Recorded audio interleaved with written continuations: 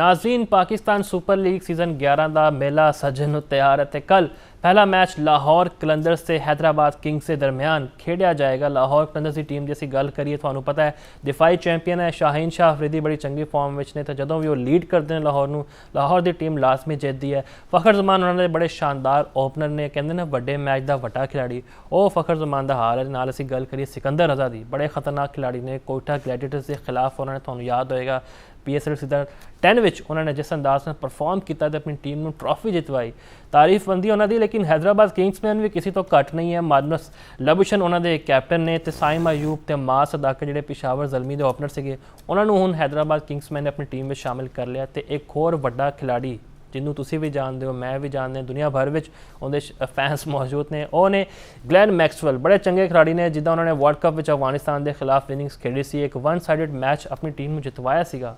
उस तो बाद तो बड़े चर्चे नज़र आए ने। तो मैक्सवेल वो खिलाड़ी ने जिन्होंने IPL खेलने तो इनकार किया तो हुण PSL में शामिल होए हैं। इहदे गल करांगे, साडे नाल मौजूद ने मुज़ाहिर अवान साहब। मुज़ाहिर साहब वध जिया नूं बड़ा वड्डा मैच होने जा रहा है। लाहौर नूं एच तो होएगा क्योंकि वो दिफाई चैंपीयन है, लेकिन हैदराबाद की टीम भी तगड़ी है। खास तौर पर साइम अयूब की असीं गल करिए 9 लोग शॉट्स बड़ी चंगी खेडते हैं, की कहोगे? बिल्कुल सही मफाज भी, बहुत शुक्रिया तुसीं मैनूं मधु कीता ते देखो बड़ा इंतजार सी सानूं PSL 11 दा ते ਉਹ ਹੁਣ ਸਟਾਰਟ ਹੋਣ ਜਾ ਰਿਹਾ। ਤੁਸੀਂ ਵੇਖ ਸਕਦੇ ਹੋ ਕਿ ਲਾਹੌਰ ਕਲੰਦਰ ਦੀ ਟੀਮ ਵੀ ਇੱਕ ਬਹੁਤ ਅੱਛੀ ਟੀਮ ਹੈ ਤੇ ਨਈ ਟੀਮ ਜਿਹੜੀ ਹੈਦਰਾਬਾਦ ਆਈ ਹੈ ਚ ਗਲੈਨ ਮੈਕਸਵੈਲ ਵੀ ਹੈਗੇ ਨੇ, ਨਾਲ ਸਾਇਮ ਅਯੂਬ ਵੀ ਹੈਗੇ ਨੇ। ਸਾਨੂੰ ਅੱਛਾ ਮੁਕਾਬਲਾ ਵੇਖਣ ਨੂੰ ਮਿਲੇਗਾ। ਹੁਣ ਇਹਦੇ ਅੰਦਰ ਸਾਨੂੰ ਇਹ ਪਤਾ ਚੱਲੇਗਾ ਕਿ ਸ਼ਹਿਨशाह अफरीदी ਦੀ ਕੀ ਬੋਲਿੰਗ ਹੈ, ਕਿਹੋ ਜਿਹਾ ਉਹ ਕਰਦੇ ਨੇ, ਅਟੈਕ ਕਰਦੇ ਨੇ ਉਹਨਾਂ ਤੇ।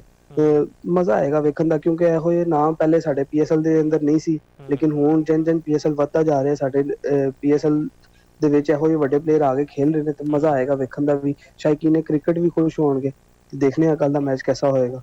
अच्छा शायकीन तो थानू पता है उन्होंने बगैर हुण मैच कराए जाएंगे, जी सूरत हाल चलती पई है मशरक़ वस्ता में एनर्जी क्राइसिस ने। तो जिवें तुसीं शाहीन की गल करते पे हो, असीं अक्सर वेखते हैं कि वो PSL में तो परफॉर्म कर देंगे हैं, लेकिन इंटरनैशनल क्रिकेट में जाके उन्होंने हथ पैर फुल जाते हैं, स्पीड भी घट हो जाती है, वेरीएशन भी कोई खास नज़र नहीं आती। जी बिल्कुल सही तुसीं फरमा रहे हो। मैं तो यही कहना चाहांगा कि जंज तुसीं देख सकते हो कि शहनशाह अफरीदी ने वर्ल्ड कप के अंदर भी की परफॉर्मेंस दी है, लेकिन तुसीं उन्हां दा PSL ਦਾ ਰਿਕਾਰਡ ਚੁੱਕ ਕੇ ਵੇਖੋ ਤੇ PSL ਦੇ ਅੰਦਰ ਉਹਨਾਂ ਨੇ 2 ਤੋਂ 3 ਦਫਾ ਪਾਕਿਸਤਾਨ ਔਰ ਕਲੰਦਰ ਨੂੰ ਜਿਤਾ ਚੁੱਕੇ ਨੇ। ਤੇ ਮੇਰੇ ਖਿਆਲ ਨਾਲ ਤੇ ਜਿੰਜ ਉਹਨਾਂ ਨੂੰ PSL ਚ ਪਰਫਾਰਮੈਂਸ ਦਿੰਦੇ ਨੇ ਇੰਜ ਉਹਨਾਂ ਨੂੰ ਇੰਟਰਨੈਸ਼ਨਲ ਕ੍ਰਿਕਟ ਚ ਵੀ ਦੇਣੀ ਚਾਹੀਦੀ ਹੈ। ਲੇਕਿਨ ਕੋਈ नो डाउट कि अच्छे प्लेयर ने, लेकिन जिन तुसीं भी जानते हो, मैं भी जानदा, सिर्फ वो T20 की हद तक ही अच्छे ने क्योंकि वनडे के अंदर तो उन्होंने जगह भी नहीं बनती जिस तरह की वो बॉलिंग करते हैं। चलो देखने कि हुण PSL की गल कर लेते हैं तो हुण देखने कि कल के मैच के अंदर वो की अपनी स्ट्रैटेजी लैके चलणगे। नो डाउट कि अच्छे कप्तान ने, नो डाउट कि एग्रैशन विखांदे ने सारा कुछ, लेकिन कल के मैच पता चलेगा कि की करते हैं की नहीं करते। अच्छा लाहौर कलंदर से 2 खिलाड़ी ने मुज़ाहिर साहब, एक मोहम्मद नईम ते अब्दुल्ला शफीक, बड़े चंगे खिलाड़ी ने, उन्होंने डोमैसटिक भी परफॉर्मेंस चंगी है, लेकिन उन्होंने इग्नोर किया जाता है। उन्होंने मुकाबले में वो खिलाड़ी शामिल किए हैं बांग्लादेश के खिलाफ जिन्हों का कोई फर्स्ट क्लास ए क्रिकेट में खास परफॉर्मेंसिस नहीं ने। गाजी गौरी की असीं गल करिए, शामिल हुसैन दी नए मुंडे ने, यह चंगा ना होंदा जिहड़े एक्सपीरियंस खिलाड़ी ने। नईम की असीं गल करिए, अब्दुल्ला शफीक किताबी खिलाड़ी ने, उन्होंने पा लिया जाता प्लेइंग 11 में। बिल्कुल तुसीं सही कह रहे हो, लेकिन अब्दुल्ला शफीक ਨੂੰ मौका दिता गया ਸੀ। ਇਸ ਤੋਂ ਪਹਿਲੇ ਬਹੁਤ सी सीरीज़ ਦੇ ਅੰਦਰ ਅਸੀਂ अब्दुल्ला शफीक ਨੂੰ मौका ਦਿੱਤਾ ਹੈ। नो डाउट ਇਹਦੇ ਤੁਸੀਂ ਕੋਈ दूसरी राय नहीं हैगी कि अब्दुल्ला शफीक ਜਦੋਂ बैटिंग कर रहे ਹੁੰਦੇ ਨੇ पता चलता है कि क्लासी प्लेयर खेल रहा है, लेकिन परफॉर्मेंस भी तो विखानी है ना। ਹੁਣ ਜਿਨ ਸਾਇਮ ਅਯੂਬ ਦੀ नो लुक शॉट ਵੇਖਣ ਵਾਸਤੇ ਸਾਨੂੰ ਇੱਕ ਸ਼ਾਟ ਹੀ ਨਹੀਂ ਚਾਹੀਦੀ, ਪੂਰੀ परफॉर्मेंस ਚਾਹੀਦੀ ਹੁੰਦੀ ਹੈ। ਤੇ ਕੋਈ ਅੱਛਾ ਕੀਤਾ ਹੈ ਮੇਰੇ ਖਿਆਲ ਨਾਲ ਤੇ ਸਿਲੈਕਸ਼ਨ ਕਮੇਟੀ ਨੇ ਕਿ ਨਵੇਂ ਬੱਚਿਆਂ ਨੂੰ ਮੌਕਾ ਦਿੱਤਾ ਹੈ ਕਿ ਉਹ ਵੀ ਪਰਫਾਰਮ ਕਰਨ ਤਾਂ ਕਿ ਅੱਗੇ ਕੌਨਫੀਡੈਂਸ ਲੈਵਲ ਉਹਨਾਂ ਦਾ ਵਧੇ। ਤੇ ਮੁਹੰਮਦ ਨਈਮ ਨੂੰ ਜਗ੍ਹਾ ਦੇਣੀ ਚਾਹੀਦੀ ਸੀ, ਮੁਹੰਮਦ ਨਈਮ ਨੂੰ ਮੌਕਾ ਵੀ ਦੇਣਾ ਚਾਹੀਦਾ ਸੀ ਕਿ ਤਾਂ ਕਿ ਉਹ ਪਰਫਾਰਮ ਕਰਨ। ਹੁਣ ਅੱਗੇ ਸਾਡੇ ਕੋਲ ਫਿਰ ਦੁਬਾਰਾ ਤੋਂ ਕਿ ਕੋਈ ਪਲੇਅਰ ਅੱਛੇ ਨਿਕਲਣ। ਤੇ ਮੇਰੇ ਖਿਆਲ ਨਾਲ ਤੇ ਅਬਦੁੱਲਾ ਸ਼ਫੀਕ ਨੂੰ ਅਗਰ ਨਹੀਂ ਦਿੱਤਾ ਤੇ ਇਹਦੇ 'ਚ ਕੋਈ ਗੱਲ ਨਹੀਂ, ਕਿਉਂਕਿ ਇਸ ਤੋਂ ਪਹਿਲੇ ਉਹਨਾਂ ਨੇ ਸੀਰੀਜ਼ ਦੇ ਅੰਦਰ ਕਿਸੇ ਵੀ ਸੀਰੀਜ਼ ਦੇ ਅੰਦਰ ਇੰਨਾ ਅੱਛਾ ਪਰਫਾਰਮ ਨਹੀਂ ਕੀਤਾ। ਉਹਨਾਂ ਨੂੰ ਅਸੀਂ ਵਰਲਡ ਕੱਪ ਦੇ ਅੰਦਰ ਵੀ ਲੈ ਕੇ ਗਏ, लेकिन बिल्कुल।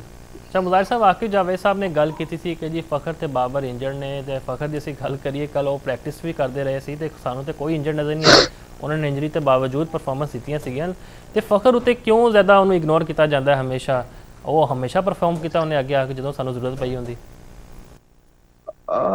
ਲੇਕਿਨ ਕਈ ਜਗ੍ਹਾ ਹੁੰਦੀਆਂ ਨੇ, ਕਈ ਜਗ੍ਹਾ ਅਸੀਂ ਵੇਖਿਆ ਕਿ ਫਖਰ ਜ਼ਮਾਨ ਕਲੈਪਸ ਕਰ ਗਏ ਨੇ, ਮਤਲਬ ਇੰਨਾ ਅੱਛਾ ਪਰਫਾਰਮ ਨਹੀਂ ਕਰ ਸਕੇ ਜੋ ਉਹਨਾਂ ਦੀ ਪਰਫਾਰਮੈਂਸ ਸਿਰਫ ਇੱਕ ਹਾਲੇ ਤੱਕ ਅਸੀਂ ਸਿਰਫ ਇੱਕ ਪਰਫਾਰਮੈਂਸ ਵੇਖੀ ਸੀ ਜੋ ਉਹਨਾਂ ਨੇ ਅਗੇਂਸਟ ਸ਼ਾਇਦ ਨਿਊਜ਼ੀਲੈਂਡ ਦੇ ਅਗੇਂਸਟ ਕੀਤੀ ਸੀ ਕਿ ਜਦੋਂ ਉਹਨਾਂ ਨੇ ਵਰਲਡ ਕੱਪ ਦੇ ਅੰਦਰ, ਵਨਡੇ ਵਰਲਡ ਕੱਪ ਦੇ ਅੰਦਰ।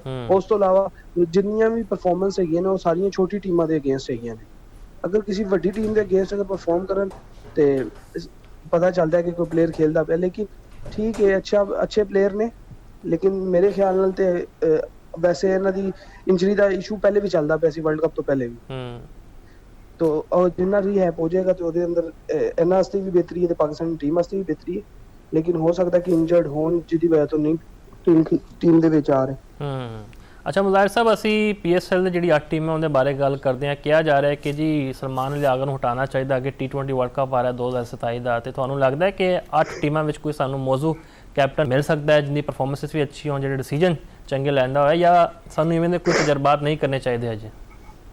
ਨਹੀਂ, ਬਿਲਕੁਲ ਕਰਨੇ ਚਾਹੀਦੇ ਨੇ, ਕਿਉਂ ਨਹੀਂ ਕਰਨੇ ਚਾਹੀਦੇ? ਕਿਉਂਕਿ ਇਹਦੇ ਅੰਦਰ ਤੁਸੀਂ ਇਹ ਵੇਖ ਸਕਦੇ ਹੋ ਕਿ ਤੁਹਾਨੂੰ ਕਿਹੜਾ ਕੋਈ ਹੋ ਸਕਦਾ ਸਲਮਾਨ ਅਲੀ ਆਗਾ ਤੋਂ ਵੀ ਅੱਛਾ ਕੈਪਟਨ ਤੁਹਾਨੂੰ ਮਿਲ ਜਾਏ ਜਿਹੜਾ ਅੱਛੇ ਡਿਸੀਜਨ ਕਰ ਸਕੇ। ਹੋ ਸਕਦਾ ਕੋਈ ਜਿਵੇਂ ਤੁਸੀਂ ਇੱਕ ਦਫਾ ਸਰਫਰਾਜ਼ ਜਿਨ੍ਹਾਂ ਨੇ, ਇਹ ਨਾ ਹੋਏ ਕਿ ਸਾਨੂੰ ਸ਼ਾਦਾਬ ਖਾਨ ਲੱਭ ਜਾਏ।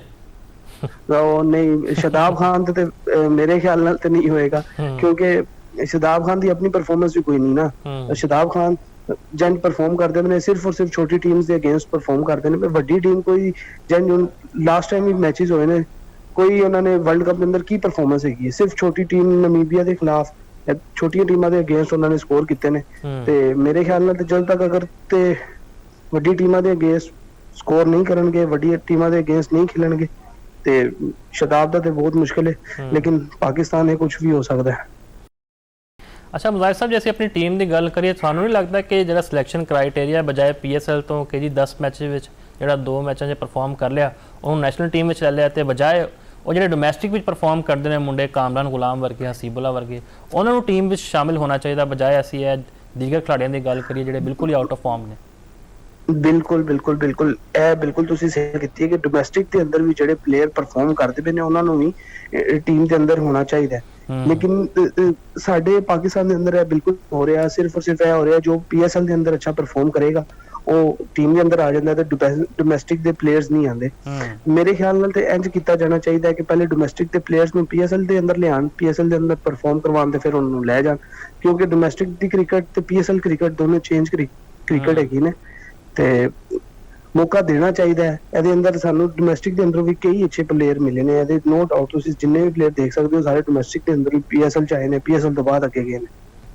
ਅੱਛਾ, ਇਹ PSL ਤੁਹਾਨੂੰ ਜਿਹੜਾ 11ਵਾਂ ਐਡੀਸ਼ਨ ਹੈ ਕਿੰਨਾ ਮੁਨਫਰਦ ਨਜ਼ਰ ਆ ਰਿਹਾ ਬਾਕੀ ਸੀਜ਼ਨ ਦੀ ਅਸੀਂ ਗੱਲ ਕਰੀਏ? ਸਟੀਵ ਸਮਿਥ ਨੇ ਕੱਲ ਪ੍ਰੈਕਟਿਸ ਕੀਤੀ ਹੈ ਤੇ ਬੜੇ ਵੱਡੇ ਖਿਡਾਰੀ ਨੇ, ਬਿਗ ਬੈਸ਼ ਵਿੱਚ ਪਰਫਾਰਮ ਕਰਕੇ ਆ ਰਹੇ ਨੇ, ਤੇ ਇਹ ਹੁਣ ਤੁਹਾਨੂੰ ਲੱਗਾ ਕਿ ਆਲਮੀ ਬ੍ਰਾਂਡ ਬਣਨ ਜਾ ਰਿਹਾ PSL? ਬਿਲਕੁਲ ਇਸ ਤੋਂ ਪਹਿਲੇ ਵੀ ਆਲਮੀ ਬ੍ਰਾਂਡ ਹੀ ਸੀ, ਲੇਕਿਨ ਇਹ PSL ਅਗਰ ਇਸ PSL ਦੇ ਅੰਦਰ ਕਰਾਊਡ ਵੀ ਆ ਜਾਂਦਾ ਤੇ ਹੋਰ ਜ਼ਿਆਦਾ ਮਜ਼ਾ ਆ ਜਾਣਾ ਸੀ। ਲੇਕਿਨ ਜੋ ਚੱਲਦਾ ਪਿਆ ਮਿਡਲ ਈਸਟ ਦੇ ਅੰਦਰ ਸਾਰੇ ਮਾਮਲਾ ਚੱਲਦੇ ਪਏ ਨੇ, ਉਹਦੇ ਅੰਦਰ ਚਲ ਗਵਰਨਮੈਂਟ ਨੇ ਅੱਛੇ ਫੈਸਲੇ ਕੀਤੇ ਨੇ, ਲੇਕਿਨ ਅਗਰ ਇਹ ਕਰਾਊਡ ਆਂਦਾ, ਸਮਿਥ ਨੂੰ ਵੇਖਦੇ, ਮੈਕਸਵੈਲ ਨੂੰ ਲੋਕ ਵੇਖਦੇ, ਇੰਜੋਏ ਕਰਦੇ, ਉਹਦੇ ਅੰਦਰ ਤੇ ਸਾਡੀ ਰੇਟਿੰਗ ਵੀ ਵਧਣੀ ਸੀ। ਲੇਕਿਨ ਮੇਰੇ ਖਿਆਲ ਨਾਲ ਅੱਛਾ ਹੈਗਾ ਕਿ ਸਾਡੀ ਜਿਹੜੀ PSL ਹੈਗੀ ਹੈ ਮਜ਼ੀਦ ਅੱਗੇ ਜਾ ਰਹੀ ਹੈ ਹੁਣ।